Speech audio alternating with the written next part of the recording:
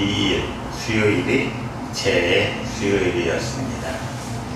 그래서 2023년 사순절이 지난 2월 22일부터 시작이 되었고, 오늘은 사순절 첫째 주일입니다. 바울 사도는 골로새서 1장 24절에서 이렇게 말합니다. 같이 한번 읽겠습니다. 나는 이제 너희를 위하여 받는 괴로움을 기뻐하고 그리스도의 남은 고난을 그의 몸된 교회를 위하여 내 육체에 채우노라. 예수 그리스도께서는 우리를 위하여 받는 고난, 우리를 대신하여 받는 고난을 조금도 개의치 아니하시고 기쁘게 받으셨다, 성경은 말을 하고 있지요. 바울 사도 역시 이제 그 남은 고난을 몸된 교회를 위해서 내 육체에 채우겠다, 그렇게 말하고 있습니다. 이 말씀처럼 우리들 또한 사순절을 맞이해서 주님의 고난을 깊이 묵상하고 그 고난을 내 삶 속에 채우는 그런 절기들이 되시기를 바랍니다. 고린도전서 1장 11절을 보면 고린도 교회에서 근로에 집 사람들이 이제 바울에게 와서 고린도 교회에 관한 말들을 전했음을 알 수 있습니다. 그 말들은 곧 고린도 교회의 여러 문제들이 있지요. 음행의 문제가 있었고 분파의 문제가 있었습니다. 그리고 오늘 본문에 나오는 내용은 고린도 교회 안에 있었던 많은 문제들 중에서 그리스도인들 사이에 일어났던 다툼과 고발에 관한 내용을 중심으로 하고 있습니다. 오늘 본문 1절을 보면 이 고린도 교회의 문제들을 들었던 바울의 마음 상태, 감정 상태가 어떠함을 보여주는지 그 단어를 하나 찾을 수 있는데, 그 단어가 바로 구태여라는 단어입니다. 이 말의 뜻은 감히 어찌 그럴 수가 있느냐, 또는 꼭 그래야만 했느냐 하는 강한 질책과 책망을 드러내는 단어라고 할 수가 있습니다. 다툼이 있을 때 성도들 앞에서 고발하지 않고 어떻게 감히 불의한 사람들 앞에서 고발하느냐, 꼭 그래야만 했느냐, 이런 뜻이 담겨져 있다고 할 수 있는 것입니다. 바울을 비롯한 유대인들의 전통적인 관습 생각에 의하면 그들은 스스로를 하나님의 백성이라는 선민의식, 오직 그거 하나만을 가지고 살아왔던 사람들이었습니다. 그런 자부심이 있었던 그들이기에 공동체 내에서 문제가 생겼는데 이 문제나 분쟁을 이방 사람들에게 가져간다는 것, 그들의 자존심이 허락하지 않았습니다. 그래서 그들은 이방인들의 법정에 그들을 고발하지 않고 공동체 내에서 스스로의 조정을 통해서 해결했었다고 합니다.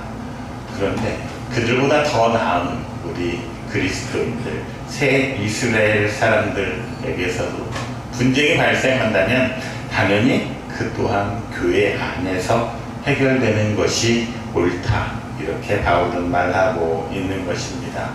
그래서 이제 세상 법정에서 그리스도인들이 다투어서는 안 되는 이유를 조목조목 설명하기 시작합니다. 그 첫 번째 이유는 그 판단을 하는 세상 법정의 사람들은 불의한 자들이기 때문이라 말하고 있습니다. 여기서 말하는 불의한 자들이라는 것은 로마의 법정이 그 판결을 하는 자들이 불공정하거나 불공평하다, 그런 말은 아닙니다.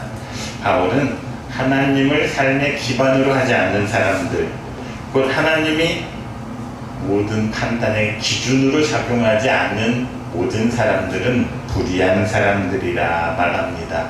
그들은 하나님 밖에서 살아가고 있는 사람들이기 때문입니다. 그래서 이런 기준에 따른다면 그리스도의 보혈의 공로로 깨끗이 죄 씻음을 받고 의롭게 된 그리스도인들이 아니라면 이 세상 사람들은 그 사람이 어떤 지위에 있건 어떤 위치에 있건 어떤 힘을 가지고 있건 간에 지위 고하를 막론하고 그는 불의한 사람이라 그렇게 말하고 있는 것입니다. 그리스도인들은 어떤 사람들입니까? 그들은 하나님의 법 안에서 살아가는 사람들입니다. 하나님의 법을 따르고 하나님의 법의 통치를 받고 살아가는 사람들이라 할 수 있습니다. 그렇다면 그들 안에서 문제가 생겼다면 그들은 어떤 법을 따라서 판결을 해야 되겠습니까? 그것은 바로 하나님의 법을 따라야 합니다. 하나님의 법을 기준으로 해서 옳고 그름을 가려야 하는 것이지요. 하지만 분쟁이 생겼을 때 하나님의 법을 알지도 못하고 하나님의 법을 판단의 기준으로 삼지도 않는 이 세상에서만 적용되는 법을 가지고 판단하는 그 사람들에게 우리를 판단하게 맡기는 것, 그것은 옳지 않은 일이라고 할 수 있는 것입니다. 게다가 그들은 하나님의 나라를 유업으로 받지 못할 사람들, 불의한 사람들입니다. 그런 사람들이 영적인 문제를 판단할 수는 없겠지요. 그런데 그런 그들에게 영적인 문제를 판단하게 한다는 것이 옳지 않은 일이라는 것입니다. 아니, 심각한 잘못이라 그렇게 말하고 있는 것입니다. 바울은 사실 고린도전서를 시작하면서부터 지혜의 문제를 다루기 시작했습니다. 세상의 지혜와 하나님의 지혜를 비교하면서 그 두 지혜는 서로 다르기 때문에 모든 일을 판단함에 있어서 그 기준이 다르다 이렇게 말합니다. 세상의 기준, 곧 세상의 지혜로 볼 때 하나님의 지혜는 미련한 것이라 말합니다. 고린도전서 1장 18절을 보면 뭐라고 말하고 있습니까? 십자가의 도가 우리들에게는 하나님의 능력이 되지만 이 세상 사람들, 멸망하는 자들에게는 미련한 것이라 그렇게 말하고 있습니다. 세상 사람들에게 하나님의 지혜는 참 미련한 것입니다. 세상에서는 겉으로 보기에는 공정한 것 같지만 그들이 원하는 것은 다투거나 속여서라도 빼앗을 수 있는 것들, 그것을 지혜롭다 말합니다.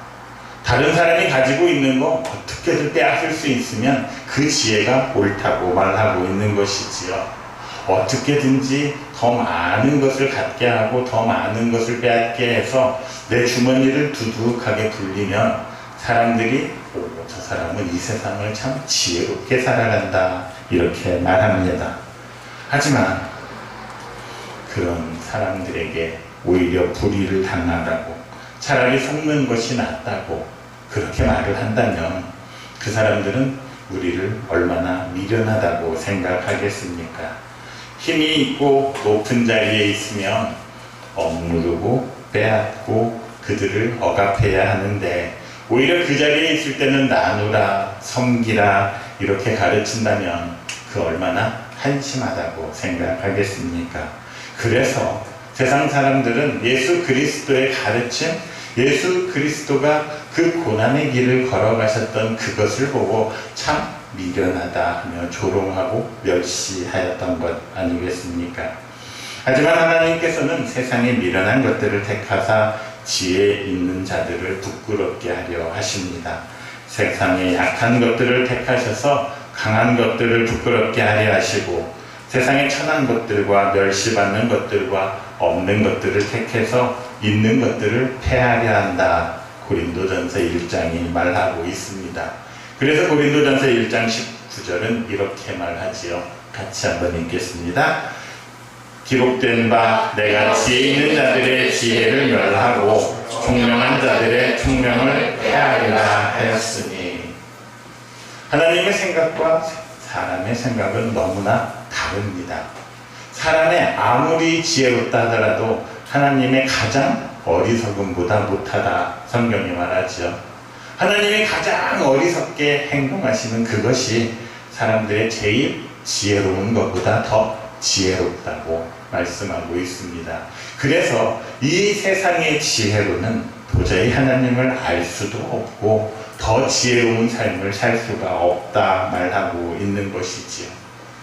하지만 고린도 교회 성도들은 어떻습니까? 이렇게 멸해버리고 패해버려야 할 세상의 지식에 자신들의 판단을 맡겼습니다. 그래서 5절은 이렇게 말하지요. 형제간의 일을 판단할 만한 지혜 있는 자가 이같이 하나도 없느냐? 너희 중에 하나님의 지혜를 가진 자들이 그렇게 없단 말이냐? 그래서 세상의 지혜를 따라가야만 하느냐? 이렇게 호통치고 있다는 것입니다. 그렇게 불의한 자들에게, 그렇게 지혜롭지 못한 자들에게 우리를 판단하도록 맡겨서야 되겠느냐? 바울은 그렇게 말하고 있습니다. 두 번째 이유는 그는 우리의 형제이기 때문입니다. 8절 하반절을 보면 그는 너희 형제로다 이렇게 말하고 있습니다. 너희가 세상 법정에 넘겨서 판단받게 하려는 그 사람은 바로 너희의 형제라 말하지요. 형제를 원어로는 아델후스라 한다 그랬습니다. 이 말은 한 자궁에서 나왔다 이런 뜻입니다. 한 자궁에서 나왔다라는 말은 혈연적인 관계가 있어야 한다 이런 뜻으로 대개는 해석을 하지요. 세상에서의 형제 관계는 한 자궁에서 나와야 형제라고 말합니다. 자, 그렇게 따진다면 우리는 결코 형제 자매가 될 수 없습니다. 그럼에도 그리스도인들은 왜 형제 자매라고 부르는 것입니까? 그냥 듣기 좋으라고 부르는 말은 아니지요. 오히려 초대교회 때에는 이 말이 아주 불리하게 작용을 했습니다. 남자 여자가 다 형제자매 하다가 갑자기 부부가 되고 그런 경우도 있지 않습니까? 그러면은 어떻게 됩니까? 형제자매와 부부가 되어서 근친상간을 하는 집단이다. 이렇게 많은 오해를 사기도 했습니다. 자, 정말로 그것이 그렇게 윤리에 어긋나는 일이라면 이 세상에 지금까지 유지되지가 않았겠지요. 그럼에도 불구하고 우리 그리스도인들은 여전히 서로 형제 자매라는 말을 사용하고 있습니다. 그렇다면 그 기준은 혈연적인 관계가 아니라는 것은 분명한 것 같습니다. 그렇다면 한 자궁은 무엇을 뜻하는 것입니까? 어디에서 태어나야 우리가 형제 자매가 될 수 있는 것입니까? 요한복음 1장은 태초에 말씀이 계셨고 그 말씀으로 이 세상의 모든 것들이 지어졌다 그렇게 말하고 있습니다. 요한복음 1장 1절에서 3절까지의 말씀을 한번 보겠습니다. 같이 읽습니다. 태초에 말씀이 계시니라. 이 말씀이 하나님과 함께 계셨으니 이 말씀은 곧 하나님이시니라. 그가 태초에 하나님과 함께 계셨고 만물이 그로 말미암아 지은 바 되었으니 지은 것이 하나도 그가 없이는 된 것이 없느니라. 세상의 모든 것이 말씀으로 지어졌다 이렇게 말하고 있습니다. 그렇다면 그리스도인들에게 있어서 하나의 자궁, 똑같은 자궁은 무엇이냐면 하나님의 말씀이라 할 수 있겠지요. 하나님의 말씀이라는 한 자궁에서 말씀으로 지어진 사람들, 그 사람들이 그리스도인들입니다. 세상의 혈연 관계로 지어진 것이 아니라 하나님의 말씀이라는 자궁 안에서 그 말씀을 생명의 양식으로 받아 먹고 자라난 사람들, 그 사람들이 바로 그리스도인이라 말할 수 있는 것입니다. 세상에서 말하는 형제자매와는 완전히 다른 내용임을 알 수 있지요. 예수님께서도 그래서 형제자매에 대해서 세상 사람들과는 다르게 생각하시고 다르게 우리에게 말씀해 주셨습니다. 마태복음 12장을 보면 예수님께서 말씀을 전하시고 있을 때 예수님의 가족들이 예수님을 보고자 찾아오게 됩니다. 그때 한 사람이 말하죠. 당신의 어머니와 동생들이 당신께 말을 하려고 밖에 서 있나이다.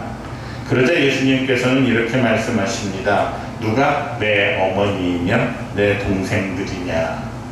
그리고 나서 50절 마태복음 12장 50절에서 이렇게 말씀하시지요. 같이 읽겠습니다. 누구든지 하늘에 계신 내 아버지의 뜻대로 하는 자가 내 형제요 자매요 어머니이니라 하시더라. 형제라는 말, 자매라는 말은 말씀이라는 하나님의 자궁으로부터 태어나서 그 말씀을 하나님의 뜻대로 지키며 살아가는 사람들, 바로 그 사람들이 형제이고 자매라는 것이지요. 그러니까 하나님의 말씀을 떠나서는 형제 자매라는 말은 절대로 성립할 수가 없습니다. 우리가 모두 예수 그리스도 안에서 하나님의 말씀으로 하나가 되어 갔을 때 그때 형제 자매라 말할 수 있는 것이지요.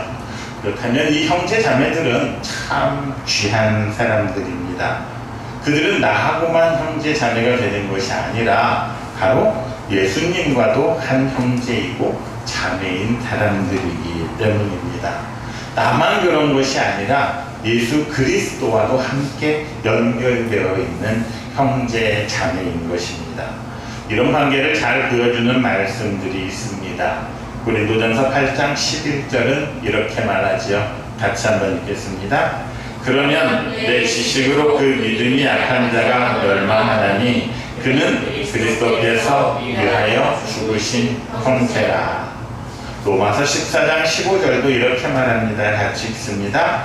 만일 음식으로 말미암아 내 형제가 근심하게 되면 이는 내가 사랑으로 행하지 아니함이라. 그리스도께서 대신하여 죽으신 형제를 내 음식으로 망하게 하지 말라. 고린도전서에서는 뭐라고 말합니까? 그는 그리스도께서 위하여 죽으신 형제라. 로마서는 그는 그리스도께서 대신하여 죽으신 형제라 이렇게 말하고 있지요. 우리는 흔히 그리스도는 나를 위하여 돌아가셨다, 죽으셨다 말합니다. 나를 대신해서 죽으셨다 말하지요. 하지만 바울 사도는 조금 다르게 말합니다.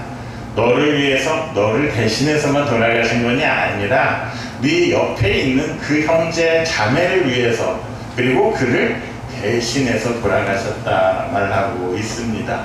나만 중요한 것이 아니라 그 사람도 세상만큼 중요한 사람이라고 말씀하고 있는 것이죠. 그 사람 안에는 예수 그리스도의 형상이 들어있고 예수 그리스도의 생명이 들어있습니다. 내 옆에 형제 자매가 그렇게 귀한 사람임을 잊지 말아야 합니다. 내가 고발하고 심판하려고 하는 바로 그 사람을 위해서, 그리고 그 사람을 대신해서 예수 그리스도께서 죽으셨다는 것입니다. 그렇다면 그 안에 예수 그리스도가 있는 것 아니겠습니까? 만약에 그 사람을 세상에 넘겨서 고발하고 심판하려고 한다면 우리는 예수 그리스도를 심판받게 하려는 것과 조금도 다르지 않음을 알아야 합니다. 그래서 예수님께서는 세상에서 가장 낮은 자에게 행한 것이 곧 나에게 행한 것이라 말씀하지 않습니까? 그가 목마를 때에 물을 주고 그가 배고플 때에 밥을 주었을 때 그것이 곧 나에게 한 것이라 말합니다. 왜냐하면 그 사람 안에 예수 그리스도의 생명이 들어있기 때문입니다. 그래서 2절은 이렇게 말하지요. 그가 세상을 판단할 것을 너희가 알지 못하느냐. 그 안에 예수 그리스도가 들어있는 형제이기에 그는 나중에 세상을 판단할 것입니다. 3절은 천사를 판단할 것을 너희가 알지 못하느냐 그렇게 말합니다. 물론 여기서 말하는 천사는 타락한 천사를 말합니다. 그러니까 내 옆에 있는 형제 자매는 주 예수 그리스도의 이름과 하나님의 성령 안에서 씻음과 거룩함과 의롭다 하심을 받은 존재라는 것을 결코 잊어서는 안 됩니다. 그래서 11절이 말하지 않습니까? 예수 그리스도의 이름과 우리 하나님의 성령 안에서 씻음과 거룩함과 의롭다 하심을 받았느니라. 그 형제는 이미 예수 그리스도로 인해서 깨끗하게 의롭게 되었다 말하고 있지요. 그런데 그런 사람을 세상의 법정에 보내서 판단하는 것 옳지 않다는 것입니다. 어떻게 이렇게 진리를 깨닫지 못한 사람들에게 판단을 받게 하냐는 것이지요. 여기서 판단이라는 말은 우리가 그냥 가볍게 생각할 수 있습니다. 판단하다, 어떤 생각을 하다, 결정하다 이런 뜻이라. 그런데 실제로는 그것보다 훨씬 더 큰 내용을 담고 있는 단어입니다. 여기서 판단은 종말론적인 심판을 의미하는 것입니다. 그냥 이게 옳다 그르다만 판단하는 것이 아니라 죄가 있다, 의롭다, 불의하다 이것을 판단하는, 심판하는 단어라는 것이지요. 마태복음 19장 28절을 한번 보겠습니다. 같이 읽습니다. 예수께서 이르시되 내가 진실로 너희에게 이르노니 세상이 새롭게 되어 인자가 자기 영광의 보좌에 앉을 때에 나를 따르는 너희도 별도 보좌에 앉아 이스라엘 12지파를 심판하리라. 그렇다면 앞에 쓰인 판단이라는 말이 여기서는 뭘로 쓰였겠습니까? 심판. 우리가 어떻게 심판하냐면 예수 그리스도께서 이 세상에 마지막 심판주로 오셨을 때 예수 그리스도를 따르는 우리 모두도 12보좌에 앉아서 이스라엘 12지파 예수님 밖에 있는 모든 사람들을 심판할 것이라 그렇게 말합니다. 그래서 앞에 그가 세상을 심판할 줄을 알지 못하느냐, 그가 천사를 심판할 줄을 알지 못하느냐 이렇게 말하고 있는 것이지요. 예수 그리스도 안에서 한 형제 자매라면 우리 모두는 세상을 심판할 수 있는 사람들입니다. 그러니까 예수 그리스도와 함께 세상을 심판하고 타락한 천사들을 심판할 수 있는 바로 그 사람을 우리가 심판받아야 하는 사람들에게 고발을 해서 심판을 받게 하는 것이 어찌 부끄러운 일이 아니겠느냐, 그것은 말도 되지 않는 일이다 이렇게 말하고 있는 것이지요. 그렇다면 왜 고린도 교회 사람들은 세상의 지혜로 하나님을 판단하려고 했던 것입니까? 그것은 하나님의 지혜보다 세상의 지혜가 더 가치 있다고 생각했기 때문입니다. 그러다 보니 그리스도께서 위하여 죽은 형제, 대신하여 죽은 형제까지도 세상 법정에 세워서 그의 것을 속이고 빼앗으려고 했다는 말 아니겠습니까? 그렇게 지혜 없기 때문에, 사랑이 없기 때문에 그런 일을 행했다는 것이지요. 자, 그들이 어쩌다가 그렇게 하나님의 지혜를 버리고 하나님의 사랑까지도 버린 사람들이 되었겠습니까? 골로새서 3장 5절은 이렇게 말하고 있습니다. 같이 한번 읽겠습니다. 그러므로 땅에 있는 지체를 죽이라. 곧 음란과 부정과 사욕과 악한 정욕과 탐심이니 탐심은 곧 우상 숭배니라. 어쩌면 9절과 10절에 있는 내용과 비슷한 말들을 하고 있지요. 9절과 10절에 나오는 말은 그 사람들은 어떤 사람들이냐면 땅에 있는 것들을 사랑한 사람들, 거기에 욕심을 부린 사람들입니다. 골로새서의 말씀에 가면 땅에 있는 지체들을 사랑한 사람들이지요. 그러니까 땅에 있는 지체를 죽이라는 것입니다. 모든 것이 다 어디서 나옵니까? 사욕과 악한 정욕과 탐심, 곧 욕심에서 비롯된다 말합니다. 그 욕심이 바로 우상 숭배이기 때문에 그것이 하나님의 지혜를 경하게 여기고 멸시하고 미련한 것으로 판단한다는 것입니다. 땅에 있는 지체들을 사랑하다 보니 하나님의 지혜도 사랑도 가르침도 다 버리게 되었다는 것입니다. 그런 마음을 가지는 것, 그게 바로 탐심이고 욕심이고 그게 우상 숭배다, 그렇게 성경은 말하고 있는 것이지요. 참 무섭습니다. 우리는 우상 숭배하면 어떤 것들에게 가서 절하고 점치고 이러는 것들만 우상 숭배라고 생각하고 있지만 오히려 하나님을 경시하고 하나님을 뒷전으로 돌리는 그것들이 우상 숭배임을 알아야 하는 것입니다. 사랑하는 성도 여러분, 우리는 하나님의 지혜로 하나님의 나라를 유업으로 받을 사람들입니다. 하지만 하나님의 지혜는 결코 머리에 쌓아두기만 하는 그런 지혜가 아닙니다. 머리에 쌓아두는 지혜, 그것들은 많아져봤자 사람을 교만하게만 만듭니다. 그래서 어떤 사람들은 지혜와 지식을 구분하기도 하지요. 머릿속에 있는 지식만으로는 우리를 예수 그리스도의 장성한 분량에까지 이르게 할 수가 없습니다. 하나님의 지혜는 아는 것과 행하는 것이 하나가 될 때 바로 하나님의 능력으로 나타날 수가 있습니다. 그렇게 살아가신 분이 바로 우리 주 예수 그리스도 아니겠습니까? 예수님께서는 아는 것만큼 행하셨죠. 하나님께서 섬기라 나누라 하셨을 때 정말 자기의 목숨까지도 나누셨던 분입니다. 그래서 오직 부르심을 받은 우리들에게는, 예수 그리스도의 부르심을 받은 우리들에게는 그리스도만이 하나님의 능력이 되고 하나님의 지혜가 되는 것입니다. 예수 그리스도를 따르는 것이 곧 세상을 이기는 길이라 말하고 있는 것입니다. 이제부터는 내 옆에 형제 자매는 그리스도께서 그를 위하여 그리고 그를 대신하여 돌아가신 귀한 존재들임을 깨달으시기 바랍니다. 그리고 그 형제 자매와 함께 하나님의 능력이고 하나님의 지혜이신 예수 그리스도를 본받아서 예수님께서 살아가셨던 그 모습대로 살아가는 여러분 모두가 되시기를 그리스도이신 예수님의 이름으로 축원합니다.